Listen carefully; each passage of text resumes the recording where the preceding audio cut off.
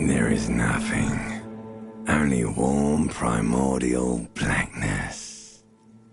Your conscious ferments in it. No larger than a single grain of malt. You don't have to do any ever. Never, ever. An inordinate amount of time passes. It is utterly void of struggle. No ex-wives are contained within it.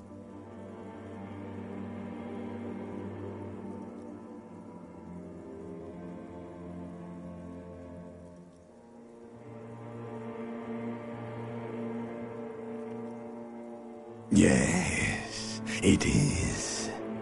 An awareness creeps up on you. A mass lies hidden in your dead angle. Soaking in some lurid acidic sauce, it's bloated and shameful, a ball of meat surrounding you. This is a terrible line of question. Ex-love, ex-tenderness. It is foolish of you to resurface to the loss. Not after all the damage you suffered to get here. Some of it irreversible. Stay. Sail with, do you really? You wouldn't like it if I told you what was back there. Why'd you think you had to bludgeon yourself into oblivion? Or did you not sense yourself marinating? Poured so much on yourself, got a bit carried away, did we, Chef? Somewhere in the sore, bloated man-meat around, like a fly to the ointment, your conscience sticks to it. The limbed and headed machine of pain and undignified suffering is firing up again.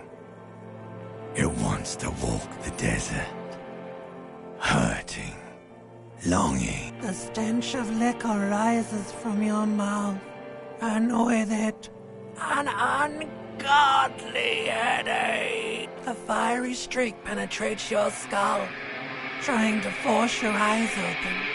Somehow, you know what it is. A caprice to name a motor carriage.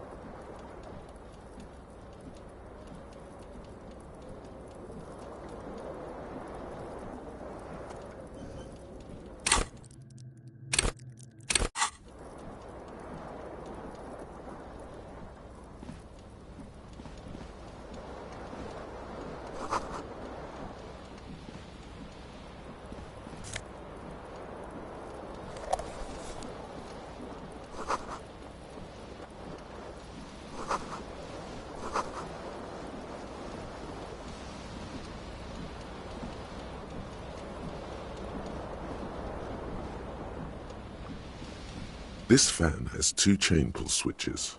One ends in a tiny fan, the other in a light bulb. A truly horrific necktie has somehow attached itself to one of the blades. The blades come squeaking to a halt. It should be easier to reach the tie now. You swoop up and catch the tie. Snap! It's released from the blade. What you have in your hand is a truly hideous necktie, with 4 or 5 different patterns. The knot reminds you of a noose.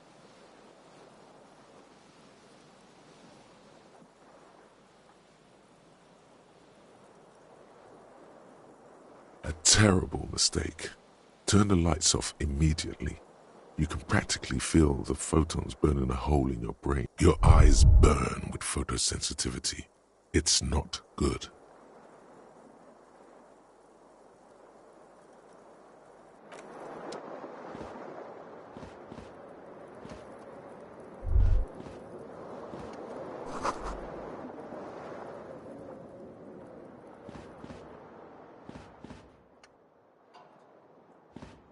A mirror hangs above a bent and broken sink. In a fierce discharge of masculine energy, someone has ripped half the hot water sprays from the base and steam covers the mirror.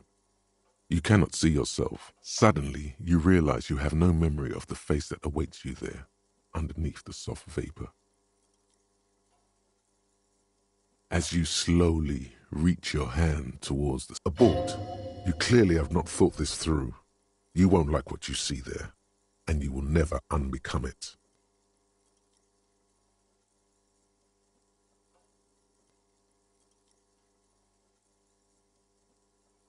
Behold. You have no idea who this thing is, do you? Too late. You clearly have rigor mortis on your face. Oh wait, is that an expression? Are you trying to make an expression with that face? Why? Please stop. It's horrible. You're scaring yourself. You can't, can you? It's like it's not even voluntary anymore. You have worn that grin into your face. What does it even mean? What is the emotion you're trying to convey?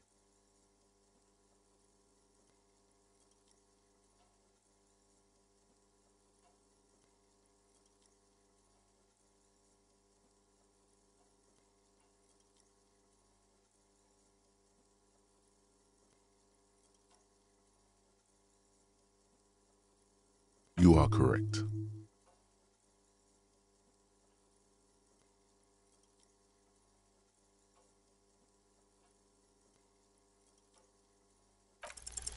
It belongs in the new, the 3rd decade of the current century.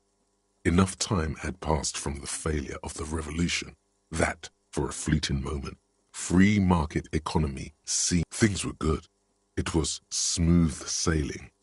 People made gold and champagne-tinted interiors and facades to suit the times, calling this Forever Show, your city.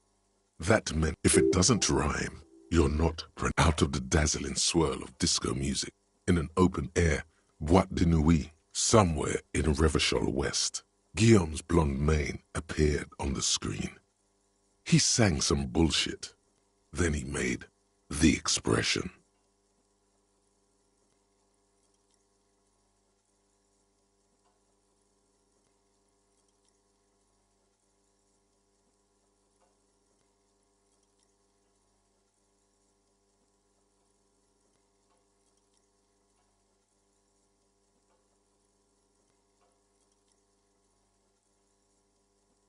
It doesn't have to be. You can swoon over Guillaume and his champagne-corked smile whenever you want to. Maybe some of the stardust will return. It's too late. Like an image on film. The expression belongs to your primary motor cortex. It would take a minor neurological miracle for you to cease producing it.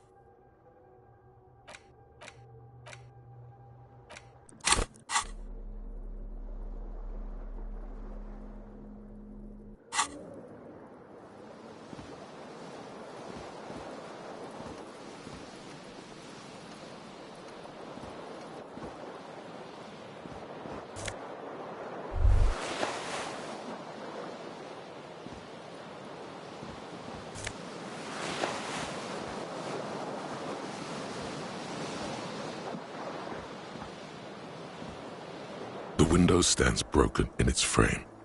Cold wind blows in.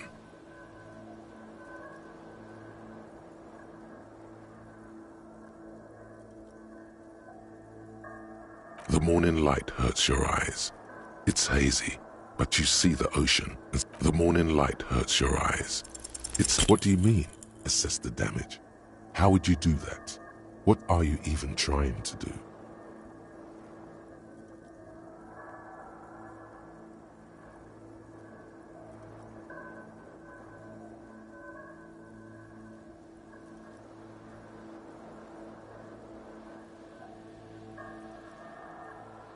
The morning light hurts your eyes. It's hazy, but you see the ocean and some war-torn buildings. You hear a jingle. Keys are clinking in the pocket of your flare-cut pants.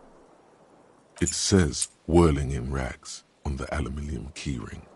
There is a single key on the ring. The number 1 is etched. The whirling in rags.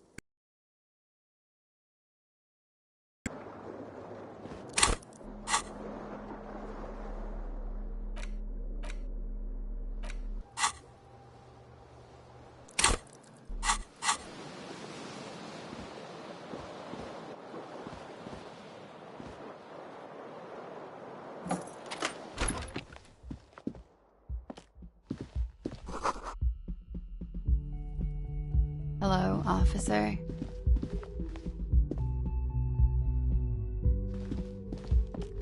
The young woman raises a cigarette to her lips. Her eyes are brown and her face is speckled with birthmarks. She can't be more than 28. A silver jumpsuit falls off her like scale armor, sparkling. This is the sparkle of too many nights out on the city. No.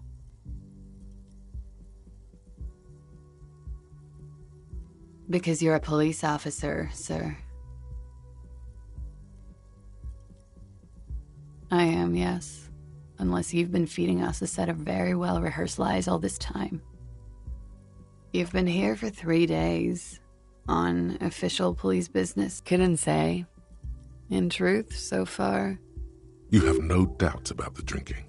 But do you strike yourself as a tight-lipped drunk? She must have heard something.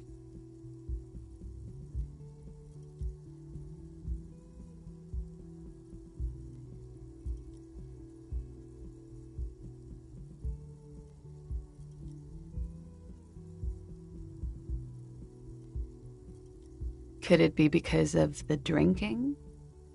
She hasn't had time to put her makeup on. This is her morning cigarette. She looks tired, her beauty waning faster than it ought to at her age.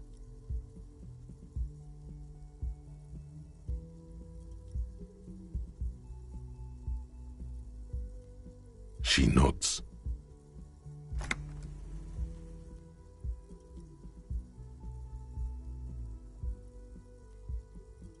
There's a mercenary out back. He's been hanged. The body has been there for a week now. The locals probably got tired of it and called the cops.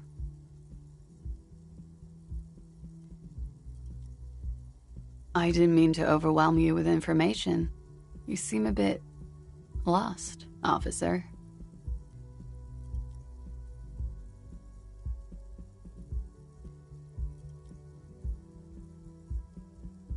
Don't be so harsh on yourself. They let almost anyone be a police officer. Of course. Be careful, officer. They don't like the police around here. Something stirs in you as she's about to go. Call it an instinct, a need.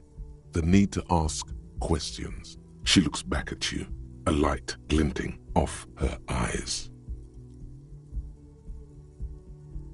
You're a cop, Harry.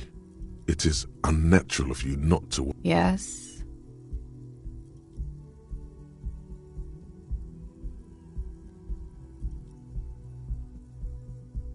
There was the usual ruckus. Loud disco music.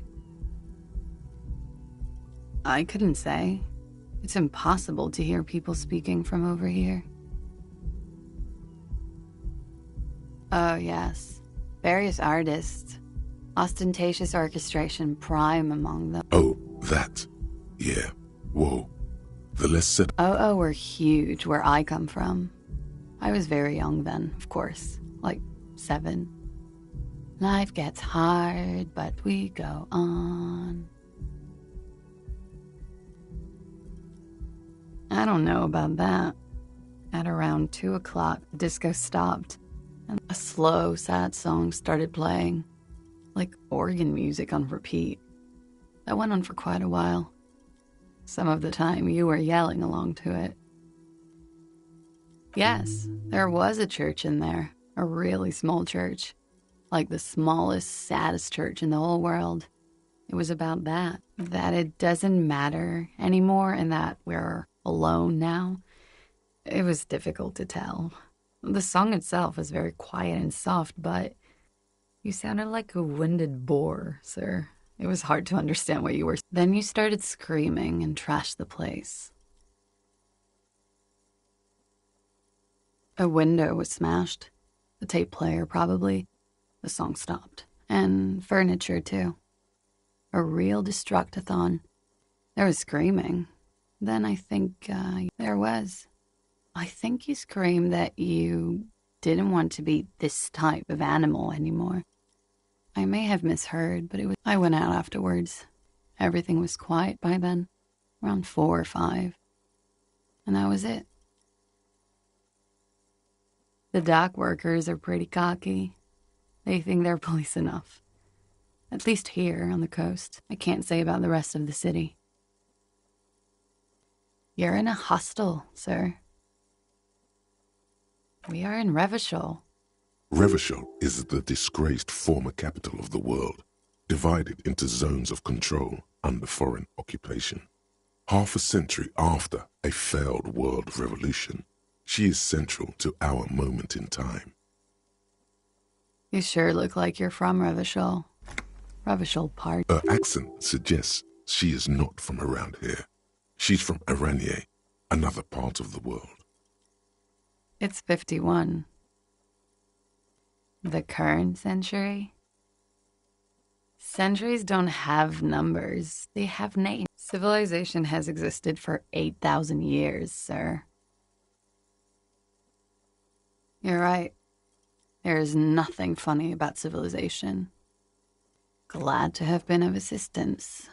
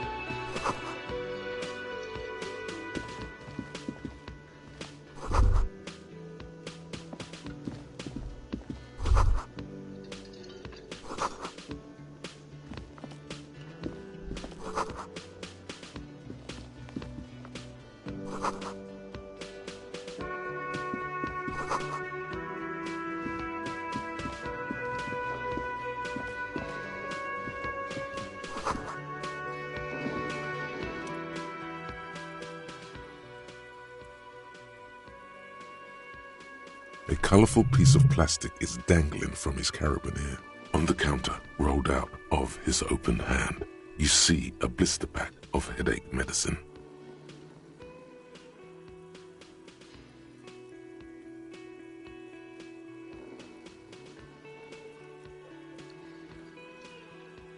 The man does not mind. You probably need them more. You've just picked up some magnesium. This item is stored in the bottom left corner of the screen above your character portrait. Use magnesium to heal your morale if you have morale damage. It's a dock worker's ID, doubling as a shift card and a job permit. A young, able-bodied man stares back at you from the photo. Santiago S. John.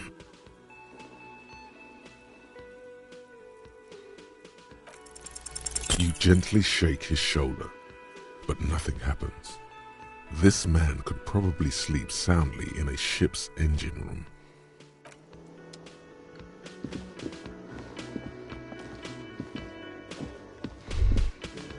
That sugary black rum stain on the counter makes you teary-eyed with joy. It's almost touching how syrupy and sticky it is. How long have you been up already? Sweet Lord, a whole hour. And you haven't thought about rum and lemonade in all that time? You've truly extinguished all trace of yourself.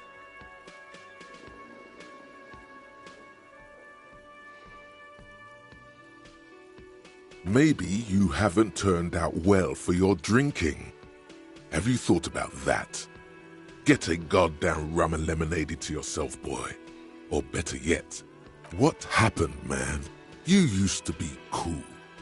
Go get your drink on and your act together. A bespectacled man in an orange bomber jacket is tapping his foot on the floor. As you approach, he narrows his eyes. On the sleeve of his bomber jacket, as well as on its back, are the same enigmatic white rectangles. Hello, I'm Kim Kitsuragi, Lieutenant, Precinct 57. You must be... You realize he's waiting for your name.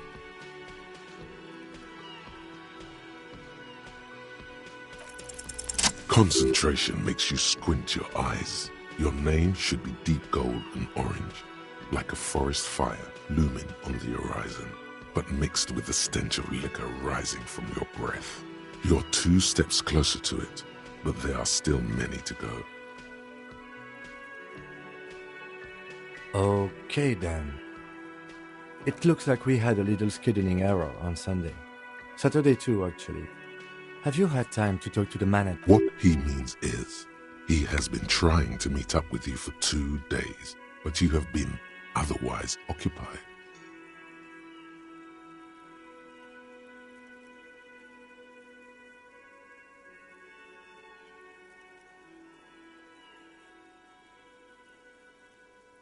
Then we should ask him for a rundown of the area. Get me up to speed. I understand the scene is out back. It also wouldn't hurt to assure him the police are finally here. In full force, I mean. Have you mapped out the initial interviews?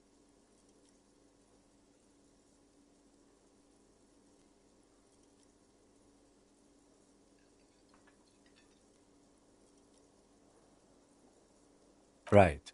And the interviews? Good. But even if you haven't, we'll have time for that after we take a look at the coroner's case. Have you removed the dead body from the tree? So, the body is where it has been hanging for 7 days straight. We should go there as soon as we are done talking to the owner.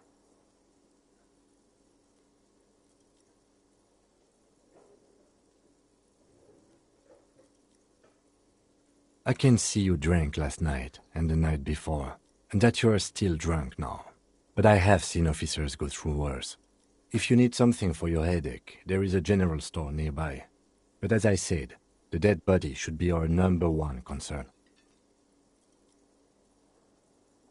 After you, officer. If you're about to embark on an investigation, shouldn't you have a badge?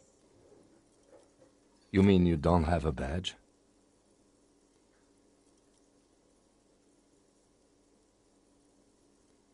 Losing your identification card is a serious matter. My vehicle has a shortwave.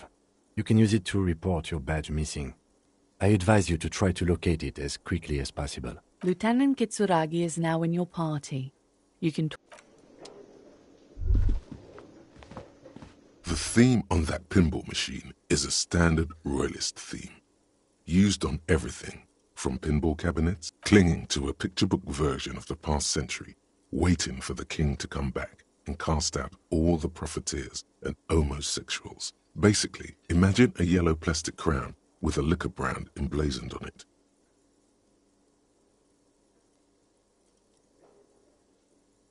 The sentiment is called anti-centennial nostalgia, pining for it.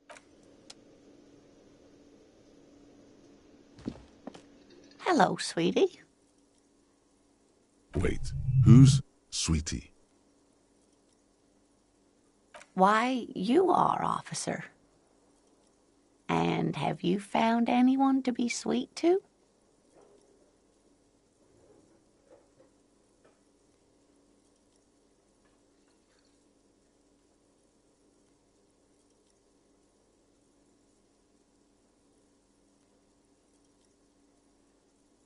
What was with that fucking wink?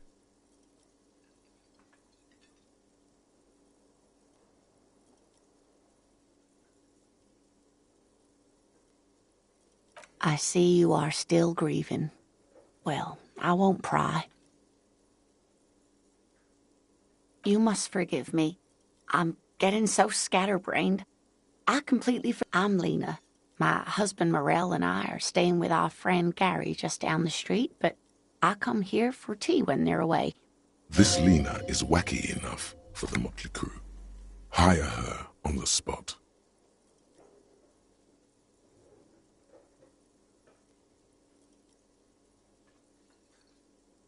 Yes, dear. I'm a paraplegic. A paraplegic is someone with limited or no ability to use the lower half of their body. Paraplegia is caused by spinal cord injuries, like falling from a great height, or a grenade explosion.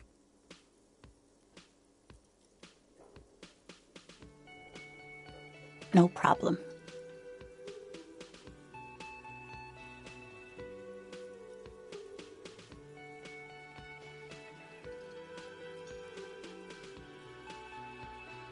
Of course, dear.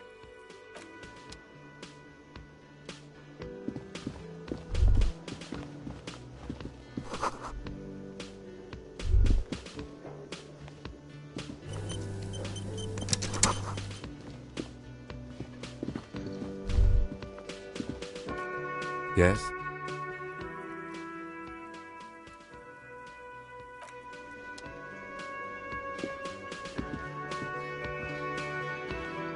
A man in his late 20s with a thin, unimpressive beard notices you approaching.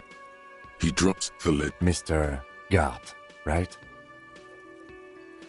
You run. Yes. I am Kim Kitsuragi from Precinct 57. This is an inter-district investigation, so joining me from Precinct 41...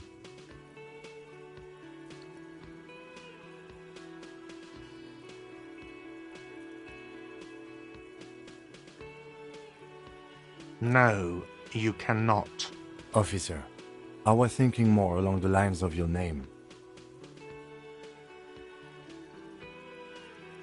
Right. Now, I know it took us a while to arrive at the scene. It also took you a while to call us. No, I only just got here. It was probably Sylvie who called you. She usually works the bar here. Do you have her number? As a matter of fact, I do.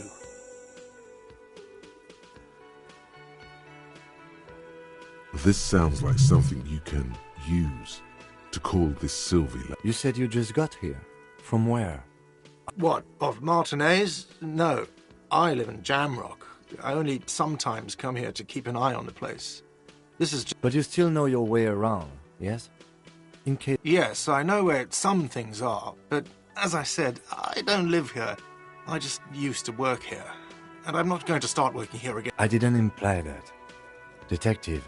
He probably means this is where you step in and ask your questions.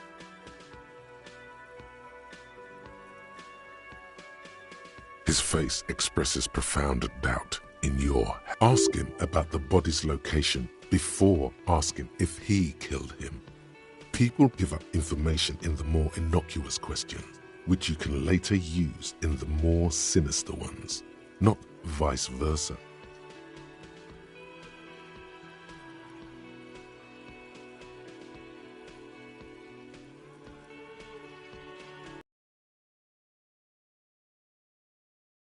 On a tree there. That's easy. See that door there? First you exit through that. Then to your right you should see a big hole in the fence. A really big one. You can get to the courtyard through there. No need for the keys. This man means the heavy cavalry of the innocents Franco Negro, sweeping over the plains and nations of the enemies of mankind. 5th century style. Unified currency and the concept of cool came in their wake.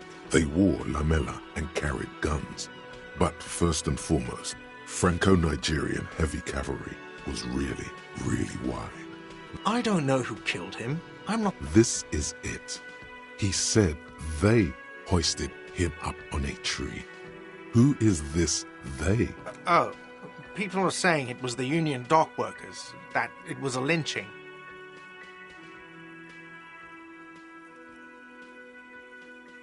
The locals, the customers, the people who eat here, a lot of dock workers eat here. Sylvie told me everyone... Did the debarders themselves tell her this, or is it a rumor? I don't really know. You'll have to ask her. I would suppose it's because they have nothing better to do. You mean the strike? Yes, the strike. The man they hanged was a security guard for the harbour company, I hear. A mercenary.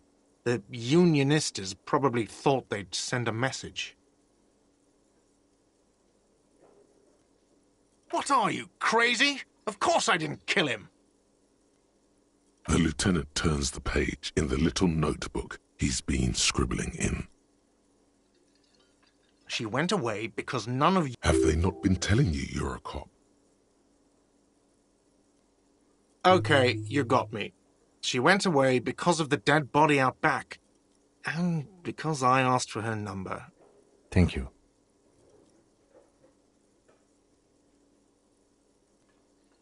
I asked an employee out. She didn't want to come, but felt obliged to.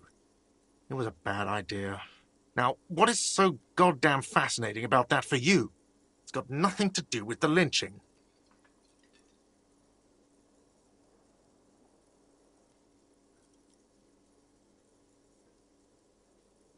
Good for you. Was there something else? I'd like to get back to what I was doing.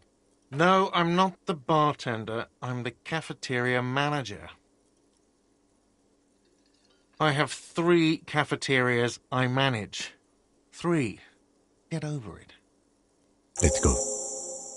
Not so fast. You owe me 130 real.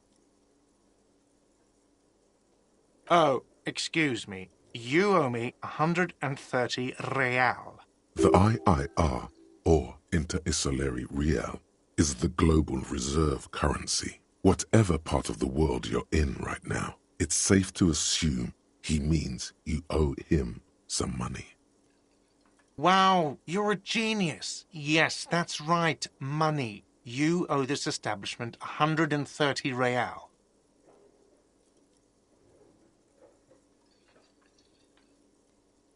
Let's see. 3 nights at a tariff of 20 real comes to 60 real. Then there's the window you annihilated. The hole in the window was the first thing I saw when I came to work. Another thing you've annihilated is half the bar. You've run a tab of 30 real. Actually, more, but we'll round it down to 30 for your hard work maintaining the stability and order of Revachol. That's 60 plus 40 plus 30 equals 130 real. What are you, a philosopher?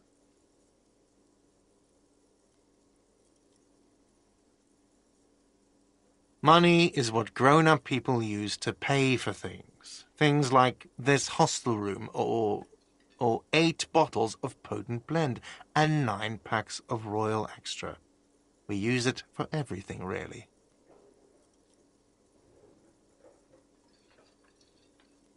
Yes, it is.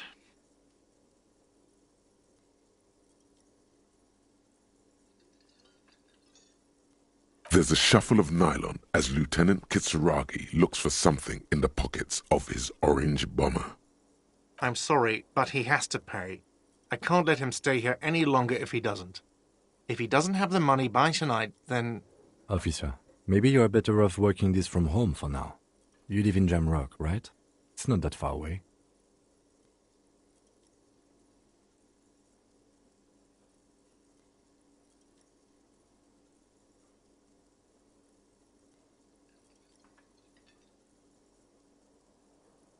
Officer, you really need to take this up with your station. I have a shortwave radio in my car. Call them, ask for assistance. We have to get this investigation started now. Good luck. By the way, where is home? The address is coming up blank, and this place sure isn't it. But you've been at this hostel cafeteria for only 3 nights. Where were you before? You had to be somewhere. You don't really know, do you? A vague, blackened image doesn't sound like somewhere you can stay if you run out of money. You can try. Run some addresses in your head when you get the time.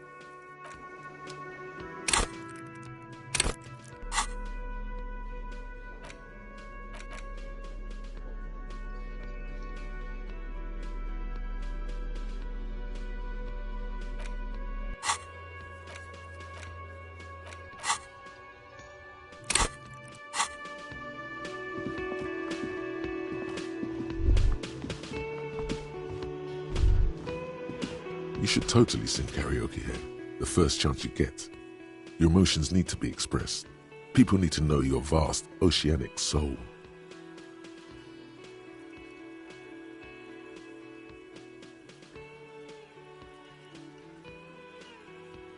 Exactly.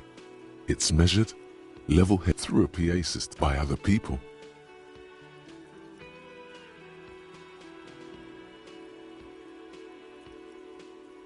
You should sing the sad small church song from that tape you found.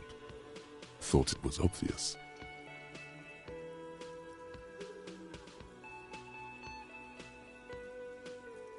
No, don't sing the happy song. You would need another copy of the tape first, though. The one upstairs is destroyed. Who is mistakenly identified as a cop for his prominent jawline? Yes. Sounds likely. You should probably go on stage and pose for a moment when you're done with this thought. See if...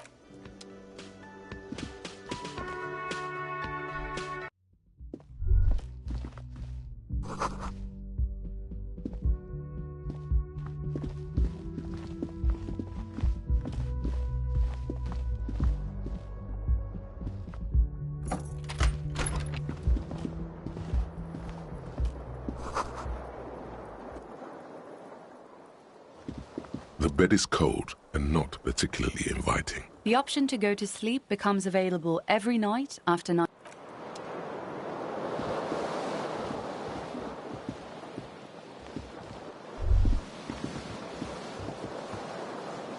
Kim also tries not to look at the pile of taped viscera on the carpet, or the weird suitcase on the hat rack, or the potted plant dying in the corner. But it's all just too morbid. The man is finding it hard not to trip on the tape, and not to send any of the bottles rolling across the floor.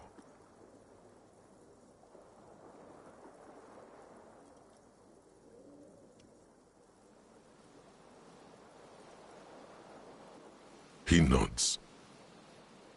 No problem, officer.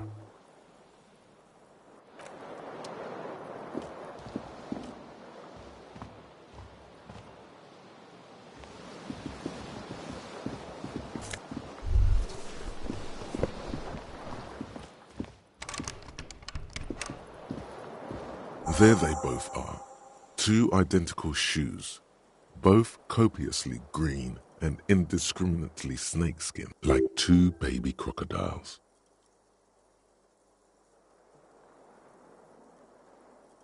It's pretty clear a normal cop Good. They're balanced. Comfy. Feels like the only good thing about you right now, truth be told.